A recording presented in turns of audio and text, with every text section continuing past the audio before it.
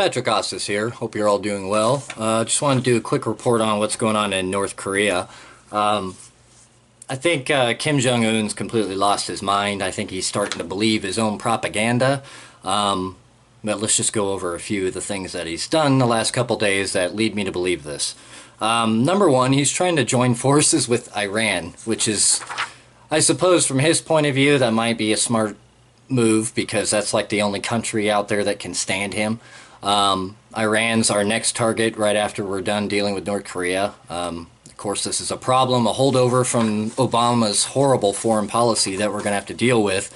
What makes this move particularly dangerous is the fact that Iran is flush with cash right now, and a lot of experience with terrorist operations and things like that. So they could really make our lives a living hell if they join forces with North Korea fully, which I expect they're going to try to do, but I think that we're going to prevent any true cooperation between Iran and North Korea.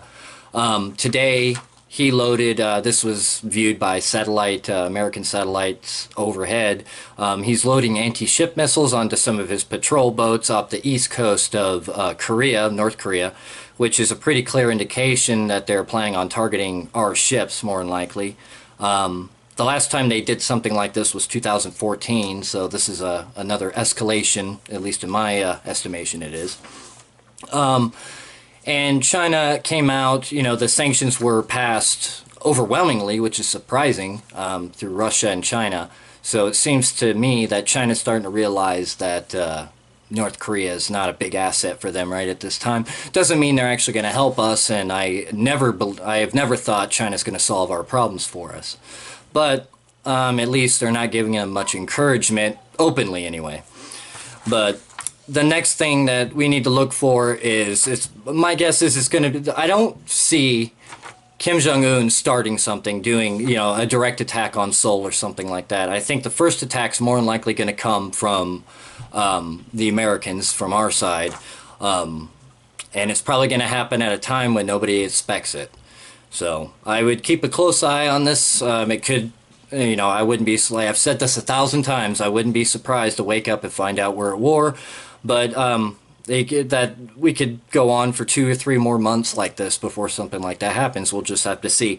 It's a very unstable situation with North Korea. It could pop up immediately, or it could, you know, be the status quo for another 2 or 3 months.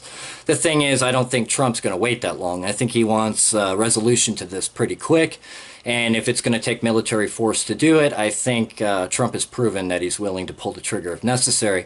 So at this point, we're kind of at a waiting game. But it's pretty clear that Kim Jong-un can't read the tea leaves, and he seems to be buckling down rather than looking for any kind of diplomatic solution to this. So again, I don't see a peaceful resolution to this. I think war is going to happen. I mean, quite honestly, it could happen simply off of him loading these anti-ship missiles on.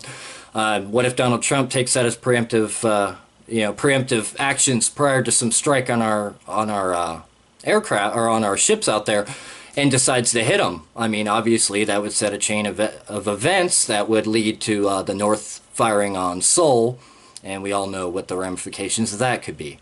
So it remains a dangerous situation, and every day it gets more and more dangerous.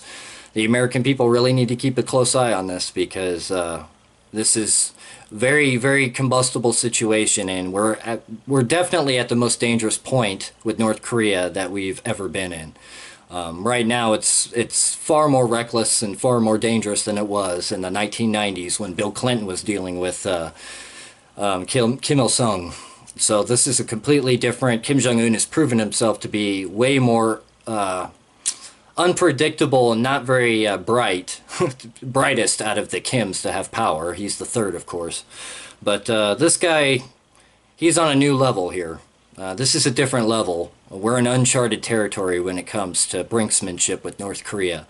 So again, I would expect to see some unfortunate violence come out of this event pretty soon. But let me know what you think, and this has been Patrick Ostis.